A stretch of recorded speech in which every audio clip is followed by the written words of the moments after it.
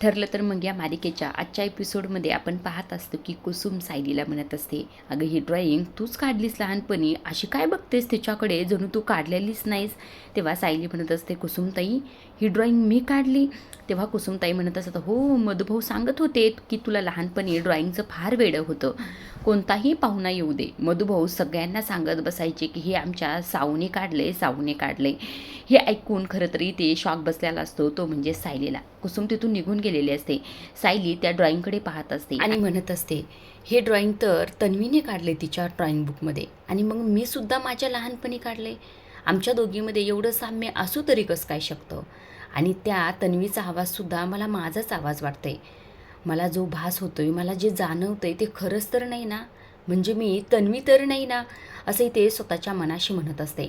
पण मात्र तिला आणखीही पक्क झालेलं नसतं की मी खरंच तन्वी आहे. तिला आणखी बऱ्याच गोष्टी जाणून घ्यायच्या असतात. आता तिला सगळ्या आठवत असतात गोष्टी, म्हणजे तिच्यामध्ये आणि तन्वीमध्ये जे काही भास झालेले आहेत, ज्या काही गोष्टी सेम आहेत, ह्या सर्व गोष्टी तिला आत्ता आठवत असतात. आणि त्या सर्व गोष्टी आठवून तिला एकत्र फार त्रास होत असतो. आता खरं तर तिला ती मुलगी परत समोर दिसत. आता त्या मुलीला पाहून सायली म्हणत असते, अगं कोणच तू, आणि मला अशी सतत का दिसतेस, मी जिथे जाईन तिथे मला तू का दिसत राहतेस, दाखव ना गं मला चेहरा. असं म्हणून तिच्या जवळ जाण्याचा प्रयत्न करत असते. जवळ जाऊन तिला हात लावणारच असते. तितक्यात खरं तर ती मुलगी तिथून धावून निघून गेलेली असते. आता ती मुलगी निघून गेल्यानंतर सायली ते स्वतःच्याच मनाशी म्हणत असतं, ही मुलगी मीच मला का वाटते, पण ही मुलगी मला किल्लेदार आणि सुभेदारांच्या घरी का दिसते. मला कळतच नाही नेमकं या मुलीमध्ये आणि माझ्यामध्ये काय साम्य असेल तर, असंही ते सायली स्वतःच्याच मनाशी म्हणत असते. आता इकडे बाहेर अर्जुनने मुलांसाठी चॉकलेट आणलेलं असतं आणि मुलांना सांगत असतो की हे चॉकलेट घ्या, पण एक एकच खायचे बरं का. असं म्हटल्यानंतर आता कुसुमला देखील चॉकलेट दिलेले असतात, हे तुमच्यासाठी. तेव्हा कुसुम म्हणते, अरे देवा आमच्यासाठी सुद्धा आणले, काय गरज होती याची. आता इकडे जे काही काका बसलेले असतात त्यांच्यासाठी सुद्धा शुगर फ्री चॉकलेट आणलेलं असतं. तेव्हा काका म्हणत असतात, मला तर वाटलं होतं हे सगळ्यांचे चॉकलेट पाहूनच मन भरवावं लागेल, पण नाही, तुम्ही आमच्यासाठी सुद्धा आणलं. तेव्हा अर्जुन म्हणत असतो, असं मी कसं होऊन देईल, तुमचा जावई मी. असंही ते अर्जुन त्यांच्याशी बोलत असतो.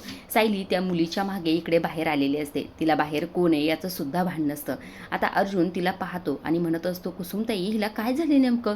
तेव्हा कुसुम म्हणत असते, काय आहे ना, खरं तर ती काड्या पत्ताच विसरली ना, म्हणून तिला सगळं अनोळखी वाटत असेल, मग यायची आणि मधुभाऊंना भेटून जायची ना. असं म्हटल्याबरोबर अर्जुन म्हणत असतो, काहीतरी चुकतंय हा कुसुमताई तुमचं, खरं तर तुम्हीच कामात बेजिक होतात म्हणून ती इकडे येत नव्हती. कुसुम म्हणते, हो ते तर खरंच आहे, बरं मी बी काय बोलत बसले तुम्हाला, तुमच्यासाठी कॉफी टाकू का. तेव्हा अर्जुन म्हणतो, नाही नाही मला एक मीटिंग आहे, मी बायकोला निरोप देऊन येतो. असं म्हटल्याबरोबर सायलीकडे आता अर्जुन आलेला असतो. अर्जुनने हात लावल्याबरोबर सायली जरा दचकते बरं का. तेव्हा अर्जुन म्हणतो, काय झालं बायको, असं काय झालं, दचकलीस का. तेव्हा सायली म्हणते, नाही काही नाही. तेव्हा अर्जुन म्हणतो, बरं ठीक आहे, माझी एक मीटिंग आहे, मीटिंग झाल्यानंतर परत तुला मी प्रतिमा त्याच्या घरी सोडूया, ठीक आहे ना. तेव्हा सायली म्हणते, बरं ठीक आहे ठीक आहे. असं म्हणून अर्जुन निघालेला असतो. अर्जुन निघताना खरं कुसुमला साईडला बोलत असतो आणि कुसुमला म्हणत असतो की माझ्या बायकोची काळजी घ्या.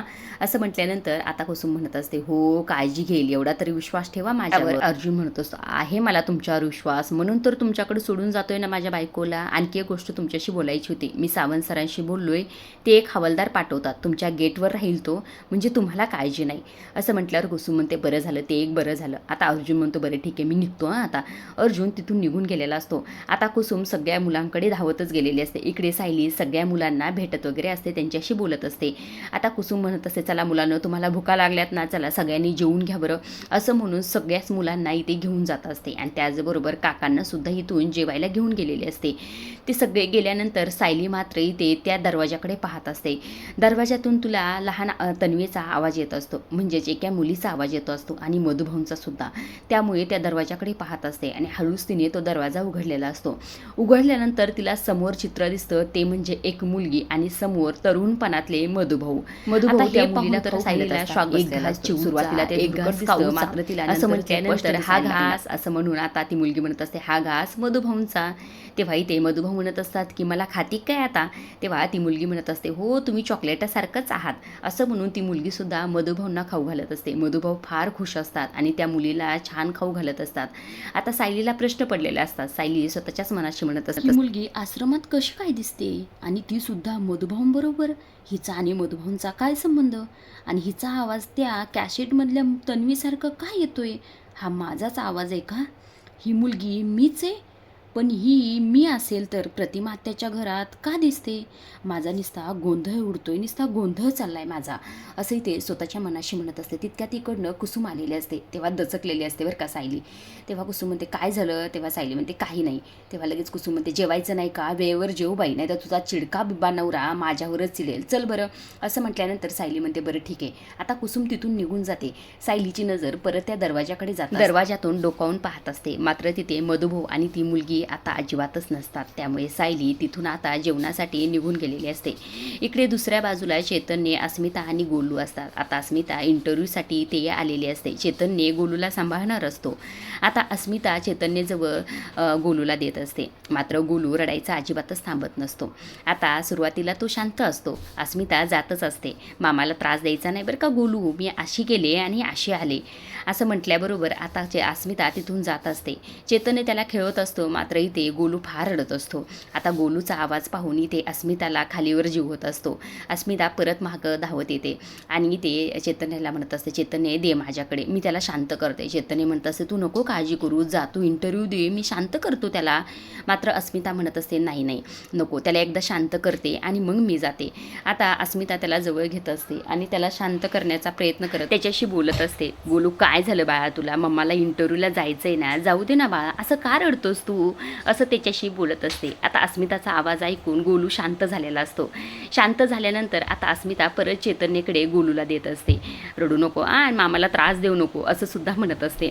आता अस्मिता थोडंसं समोर जाते की परत गोलू रडायला सुरुवात करतो. अस्मिता परत थांबते आणि परत वापस येते आणि परत चैतन्यला म्हणत असते, चैतन्य दे बरं दे, मी त्याला शांतच करते, तो असा राहतच नाही रे. तेव्हा चैतन्य म्हणत असतो अरे अस्मिता ताई काय करतेस असं, मी सांभाळतो म्हणतोय ना तुला. त्यावर अस्मिता म्हणते सॉरी, पण मला नाही असं सोडून त्याला जाता येणार, मी काय काम करते, मी ना त्याला घेऊनच जाते आणि इंटरव्ह्यू देते. तेव्हा चैतन्य म्हणतो असं कसं चालेल रे, इंटरव्ह्यू त्याला घेऊन कसा देणारच तू? तेव्हा अस्मिता म्हणत असते पण आता काय करणार, गोलू थांबतच नाही ना, मग आता कसा बसा मी इंटरव्ह्यू देते आणि बघते काय होतंय तर. आता चैतन्य म्हणतो बरं ठीक आहे तू जा, मी तेच थांबतो, काही लागलं तर लगेच सांग. आता अस्मिता बाळाला घेऊन इंटरव्ह्यू देण्यासाठी गेलेली असते. इकडे दुसऱ्या बाजूला सायलीचं मात्र वेगळं सुरू असतं. इकडनं काका आलेले असतात. काका म्हणत असतात सायली बाळा तुला काही त्रास तर होत नाही ना, बाळ त्रास देत नाही ना? तेव्हा सायली म्हणत असते म्हणजे सुरुवातीला मला गरगरल्यासारखं किंवा वास वगैरे यायचा, पण आता मला नाही काही फारसा त्रास. त्यावर काका म्हणत असतात इथं जर तुझी काकू असते ना, तुझे सगळे लाड केले असते, पण काय ना तिच्या बहिणीचं जरा दुखते म्हणून ती नाशिकला गेली. त्यावर सायली म्हणत असते हो मला केलता काकूनी फोन, नका काळजी करू तुम्ही, मी एकदा मधुभाऊंना भेटून येऊ का? तेव्हा काका म्हणत असतात तू आत्ताच गेलती ना, ते झोपले होते, जरा थोड्या वेळाने जा ना. तेव्हा सायली म्हणते बरं ठीक आहे. त्यात आश्रमातली एक मुलगी येत असते आणि सायली ताईला म्हणत असते सायली ताई चल ना आपण काहीतरी खेळूया बाहेर, असं म्हणून सायलीला बाहेर घेऊन येते. आता ते मुलं म्हणत असतात की सायली ताई चल आपण खेळूया, कबड्डी खेळूया का, चल ये खाली. असं म्हटल्यावर काका म्हणत असतात अरे मुलांनो काय करताय असं, तिच्या पोटात बाळ आहे ना, मग तिला त्रास होण्यासारखे खेळ का खेळताय तुम्ही? त्यावरती मुलगी म्हणत असते हो आम्ही नाहीत खेळत, काही त्रास देत नाहीत, आपण काय करूया, आपण सागर गोट्या खेळूया. असं म्हणून आता ती मुलगी खाली चटई वगैरे टाकत असते. बाकीचे सगळेच मुलं तिथे आलेले असतात आणि सगळेच मुलं त्या सागर गोट्या खेळत असतात. आता त्या सागर गोट्या पाहून मात्र इथे सायलीला परत भास व्हायला सुरुवात झालेली असते.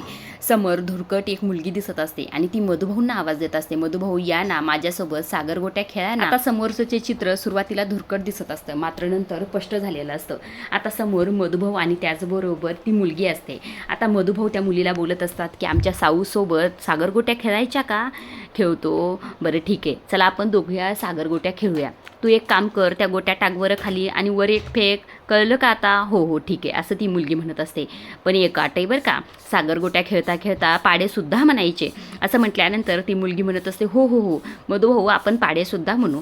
आता मधुभाऊ पाडे म्हणत असतात, बे कबे बे दोन्ही चार, आणि ती मुलगीसुद्धा त्यांच्या मागे म्हणत असते. हे सर्व काही इकडनं सायलीला दिसत असतं. आता इकडे दुसऱ्या बाजूला अर्जुनची मीटिंग वगैरे सुरू असते बरं का, पण तितक्यात आता सायलीच्या जेवणाचा अलार्म वाजलेला असतो. त्यामुळे अर्जुन ती मीटिंग अर्धवट सोडून ते बाजूला आलेला असतो आणि ते कुसुमला फोन लावलेला असतो.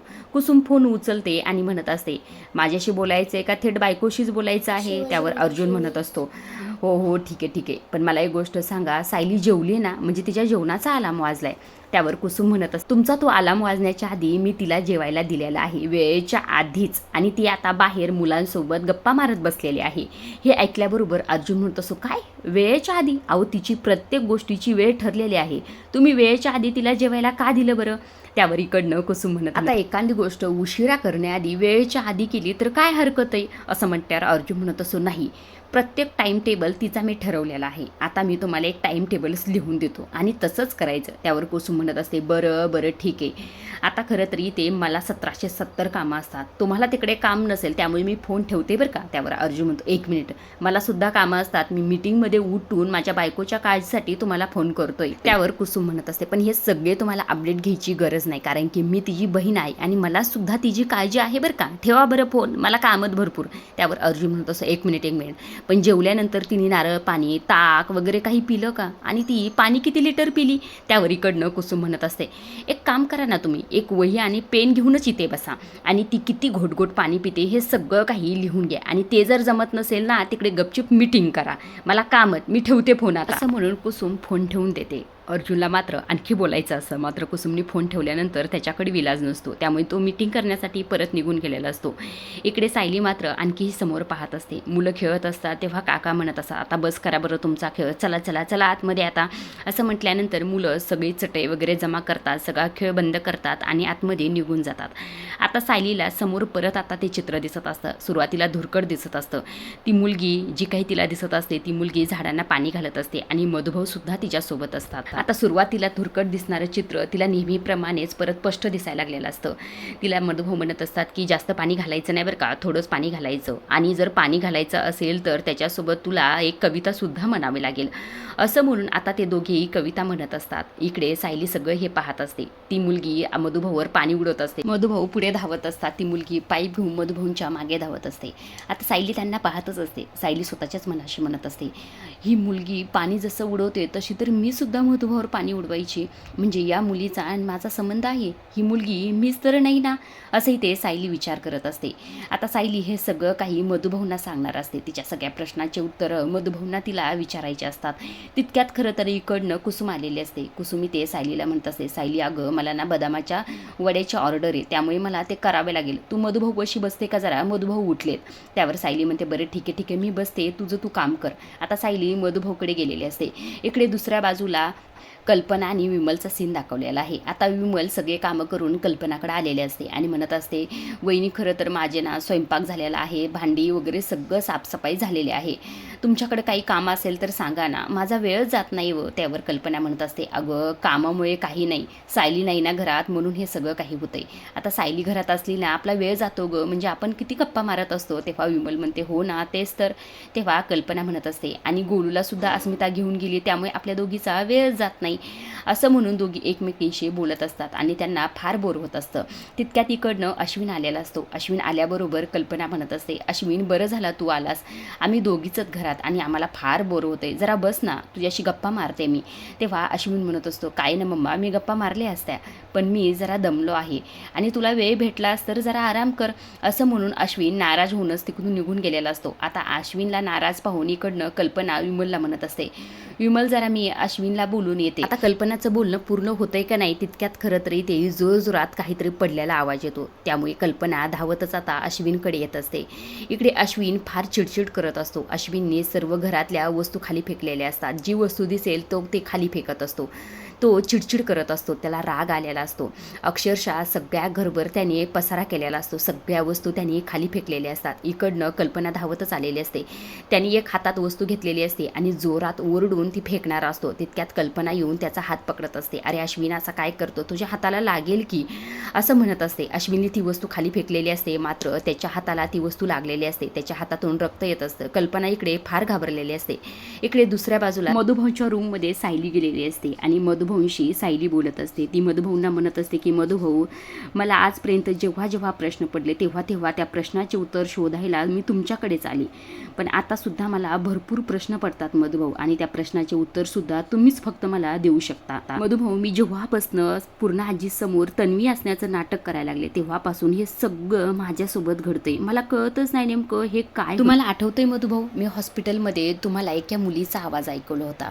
ती मुलगी मला सतत दिसते, आपल्या आश्रमात सुद्धा दिसली, आणि ती मुलगी माझा पाठलागच सोडत नाही, असंही ते सायली सांगत असते. आता सायली पुढे देखील म्हणते की जेव्हापासून पूर्ण आजीने माझ्या गालावर हात ठेवला तेव्हापासून ह्या सर्व गोष्टी सुरू झाल्या. आता सायलीला जो काही भास होत होता सुरुवातीपासून त्या सर्व गोष्टी सायली एक एक करून ते मधुभाऊंना सांगत असते. फक्त इथे चित्र दाखवलेले आहेत आणि त्या सर्व गोष्टी मधुभाऊंना सांगत आहे असं दाखवलेलं आहे. आता तिला सगळ्या गोष्टी आठवत असतात.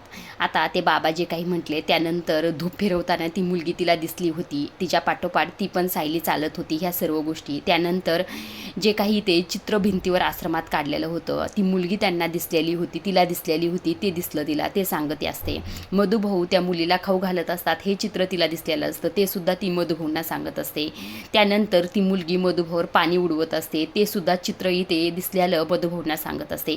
ह्या सर्व गोष्टी मधुभाऊंना सांगितल्यानंतर आता सायली मधुभाऊंना इथे म्हणत असते, मधुभाऊ तुम्ही ऐकताय ना मी काय म्हणते? तर तुम्हाला ऐकवलेला आवाज मला माझाच वाटतोय. आणि तुमच्या लक्षात आहे का, मी लहानपणी आपल्या आश्रमाच्या भिंतीवर एक चित्र काढलं होतं फुलपाखराचं. ते चित्र तन्वीनी तिच्या ड्रॉइंग बुकमध्ये काढलं आहे. आणि तन्वीच्या सगळ्या आवडी निवडी तिचं सगळ्या गोष्टी माझ्याशी कशा मॅच होतात, हे सर्व काही कसं असू शकतं? या सगळ्याचं एकच कारण असू शकतं मधुभाऊ. पण ते कारण मला इतकं अशक्य वाटतंय ना की मी मनातसुद्धा तो विचार आणला नाही. सतत नाकारत राहिले. कदाचित मी तन्वी किल्लेदार आहे का, हे प्रश्न मला सतत पडत राहतात मधुभाऊ. लहानपणी अपघातात सापडलेली तन्वी किल्लेदार, नंतर हरवलेली तन्वी किल्लेदार मीच तर नाही ना? सांगा ना मधुभाऊ, एखादी नेहमीची खून करून सांगा ना मधुभाऊ की मीच तन्वी किल्लेदार आहे ना? असं इथे सायली परत परत मधुभाऊंना विचारत असते. मधुभाऊ मात्र पूर्णपणे शांत असतात, कोणताही इशारा सायलीला देत नसतात. सायली परत परत तेच आजच्या पुरतं एवढंच. पुढील भागात आपण पाहत असतो की आता सायली अजूनसुद्धा मधुभाऊंना तेच प्रश्न विचारत असते. मधुभाऊ सांगा ना, माझ्या प्रश्नाचं उत्तर द्या ना मधुभाऊ, की मीच तन्वी आहे ना? सांगा ना मधुभाऊ. मात्र मधुभाऊ थोडासुद्धा इशारा तिला देत नसतात. सायली निराश होऊन तिथून निघून जात असते. तेव्हा मधुभाऊंनी पाय हलवलेला असतो, हात हलवलेला असतो आणि त्याचबरोबर एक भांडं खाली टाकलेलं असतं आणि सायलीला इशारा दिलेला असतो. आता सायलीला तर इशारा मिळालेला असतो. सायली फार खुश झालेली असते. सायली म्हणत असते, सगळ्यांची लाडकी तन्वी मीच आहे ना मधुभाऊ? आता मधुभाऊनी एवढा मोठा इशारा दिलेला असतो, सायलीला काय करावं कळत नसतं. आता इथे कुसुम असते. सायली म्हणत असते, मला आत्ताच्या आत्ता निघायला हवं. गडबडीत सायली तिथून निघून जाते. आता कुसुमला फार टेन्शन आलेलं असतं. कुसुमनी लगेच सर्व काही अर्जुनला सांगितलं. जसं की सायली कुठेतरी निघून गेलेली आहे. अर्जुन म्हणतो, अशी कसं काय ती निघून गेली? आता अर्जुनला फार टेन्शन आलं. सायली इकडे रस्त्याने जात असते आणि मधुभाऊंनी इशारा दिल्यामुळे सायली फार खुश असते. मात्र उन्हाचा ह्या सर्व गोष्टींमुळे सायलीला इथे चक्कर आलेले असते, तिच्या डोक्यात दुखायला लागलेलं असतं. आता अर्जुनला पण इकडे टेन्शन आलेलं असतं. आजच्या पुरतं एवढंच. अशा डेली मालिकेच्या अपडेट जर तुम्हाला जाणून घ्यायला आवडत असतील तर आपल्या चॅनलला जरूर सबस्क्राईब करा आणि तोपर्यंत पाहत राहा. ठरलं तर मग धन्यवाद.